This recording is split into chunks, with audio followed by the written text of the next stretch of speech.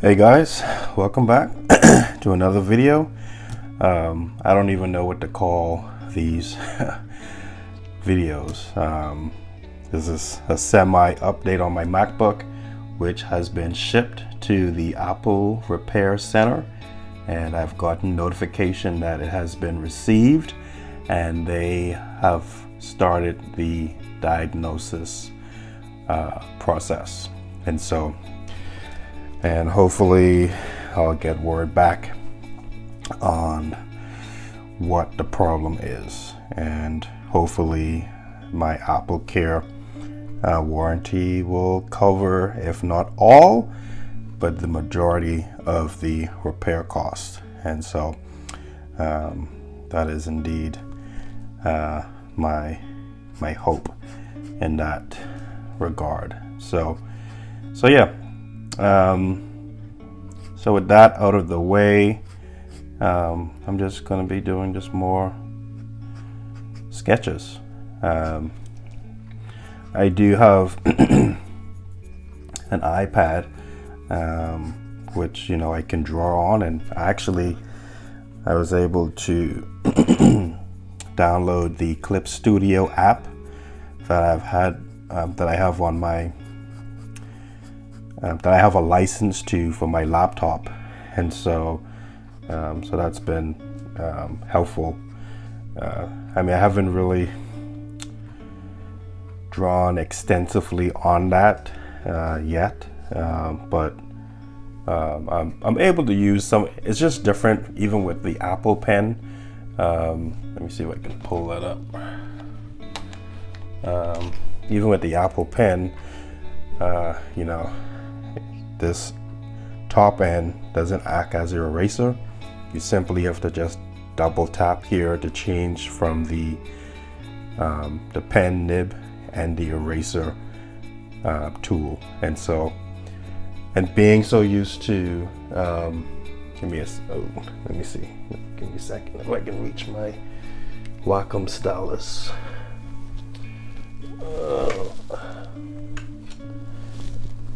There we go. So with my Wacom pen tool, this is the eraser. So it's just so ergonomic where I can draw on my screen and just do that to erase. And then you have these shortcut buttons here that I have programmed. I think I have one program for double click and the other for the hand grab tool. But it's just being able to erase like that just helps with the natural feeling of working with a traditional pencil. And so although of course when I'm using this, I'm using all kinds of different tools, ink, brush, whatever, but it just helps to erase just to do that than to have to double click. It's not that huge of a deal. It's just a natural, what's more immersive and stuff like that. So but it's not that much of a deal breaker. But sometimes sensitivity is not the same. I feel like I gotta press really hard on the Apple Pen. So, but at least it gives me an opportunity to still draw and to create digitally. And then I downloaded the Procreate app, which is really nice. I like its sketch interface. Yeah, actually makes it feel like I'm sketching on paper. It's almost like the Corel. I don't think it's called Corel Painter. I think it's something else, but that's the original name of it. So that's what I'm calling it by, or referencing it by.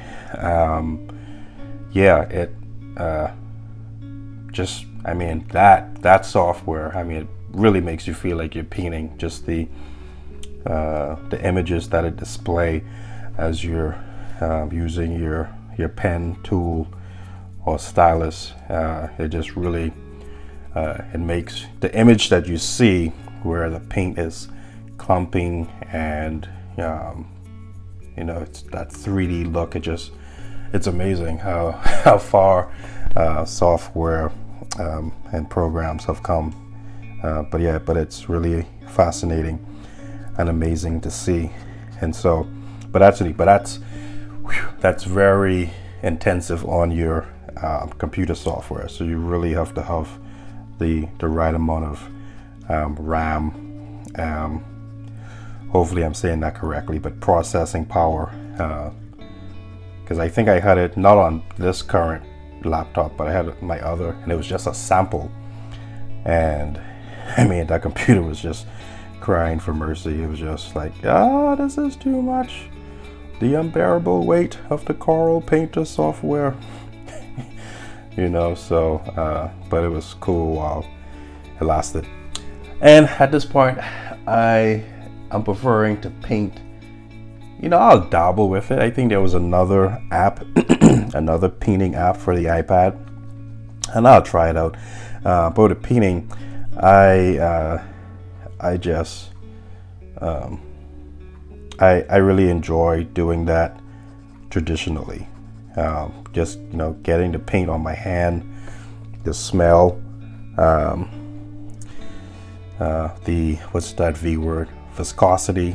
It's I don't know. I really enjoy that more than anything. So I don't know what this is gonna be. I don't know if this is gonna be a version of my life and drawing podcast. I'm not sure because I literally just said, hey, you know what? Kids are not home right now. Maybe I'll just, instead of waiting until 12 p.m. or 1 a.m., I'll just do this now. And then I was gonna just make this more of a speed sketch video, honestly. And I don't know. I may, if I'm starting to, and I don't want to ramble, but if I'm starting to ramble, I may just cut it short and say, hey, you know what? Here's the speed version of it. Or if the kids come home, and I'll just end it there because my mic will pick up everything. And so, but yeah, today, man, just think about the folks in Florida, Tampa. I don't know where else. We've been getting some rain here in Virginia. And so I can only think of those who are more in the direct pathway, and folks and even other countries outside of the U.S. where it has passed through or by, I think like Cuba and a little bit of the Bahamas. Just thinking of those countries as well. But yeah, just folks here, just be safe wherever you are. If you need to evacuate, just go ahead and do that. Don't take the risk, particularly if you can. Now, if you cannot, then there's only so much that you can do. But just be wise, and as much as we can hold on to these material things and the sentimental value some of them carry, it will be hard to pass those things up and to leave them, but you really got to think about your well-being and cherish that. Our lives cannot be replaced, and so just be really mindful about that. And so my prayers certainly have gone out to you all, and to the safety teams that go out and rescue efforts and stuff like that. Keep them in prayer too as well, that they'll be safe and thorough in their work, as well as they seek to bring about aid to those who need it. So, yeah, man, hurricanes though. Hurricanes, not pleasant. I mean, I don't think they were made to be pleasant. I'm trying to think. There used to be something I used to say I like about the hurricanes. I think it's the weather without the destruction that it brings, because it's cooler. And this is, being from the Bahamas, where it's just 100% humidity all the time, and just hot summers. Having any type of reprieve, at least for me, I kind of just welcome with open arms. And not trying to be insensitive of those who've lost, even beyond just material things, of folks who've lost loved ones. And we've had hundreds of lives that were lost from flooding,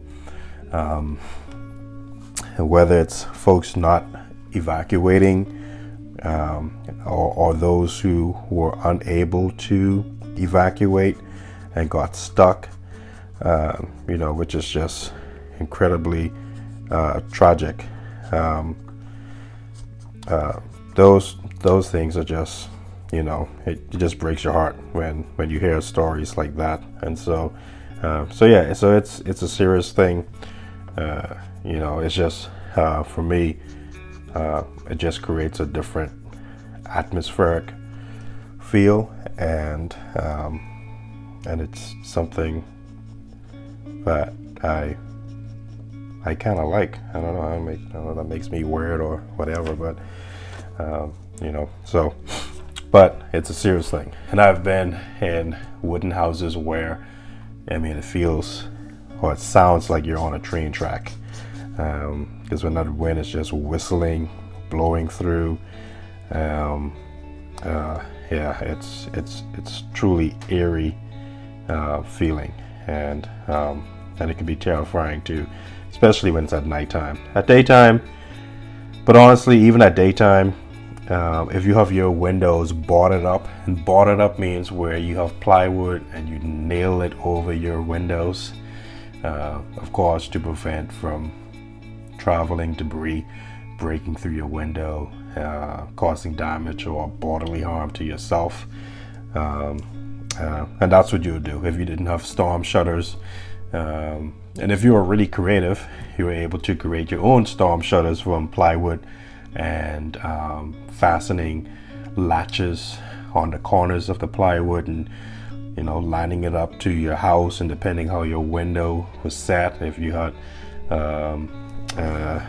I'm trying to think of terminology, inset windows, where you can drill holes in the corners of your window pane, and then you will slide the plywood with the fastened latches, and then that way you can just latch them in, and without nailing and pulling out nails, which damage your surface of your house, whether it's concrete or wood. And so even if it's daytime and all of your windows are boarded up, it's dark, so you still can't. But it's just something when it is nighttime, it's just more eerie, and so hearing high hurricane winds can be very terrifying, and so it's no joke. And so, but some folks would still go out. I mean, when it was like a tropical storm weather, going out to the beach and just seeing the waves crash, honestly, that was cool, and I did do that at times with friends, and so. But like I said, that was only when the winds would die down to about 45, and it was relatively safe to go out, outside. And but even that, honestly, I probably wouldn't recommend just doing, unless you have experience. And like I said, at that point, born and raised in the Bahamas, 25 plus years. Oh wait, was it 20 plus years. So you see a lot of stuff, and you know, you have a better understanding of what to do and what not to do. And so but all that to say, hope folks are safe and exercise just sound judgment in what they're doing, and taking all the necessary precautions that you can. The thing I did hate with hurricanes were just how it's such a sad thing how hardware stores would just jack up prices of plywood. Now I know construction materials are at a all-time high now, you know, regardless of hurricane season or what. But in the Bahamas, I mean, items are already expensive as it is. So if normally a sheet of plywood, let's say ½ inch, was 22 or $20 for one sheet. I'm trying to think, that would be what, 8 by 5 by 9, 5 by 10, 5 by, I'm just at the width. But anyway, but it would double. So it would go from you know, $20 a sheet to $40 a sheet, or even more. And the more scarce it became for inventory, the higher it would go. And the more intense the hurricane projection, again, the higher the cost would climb. So it was really a scummy thing that the hardware stores would do. And, you know, there wasn't any checks and balances to counteract that. And so, but yeah, man, what can you do? Human nature, you know. So yeah, so that was, so you really had to plan and save. Yep, the family, our home.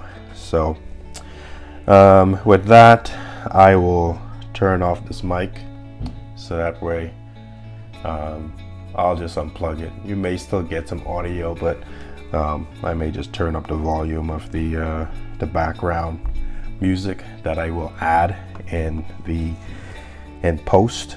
But thanks for tuning in for this video. I'll give more updates when I hear about the diagnosis of the my MacBook, and hopefully it's not something that's going to be outrageously expensive, and that the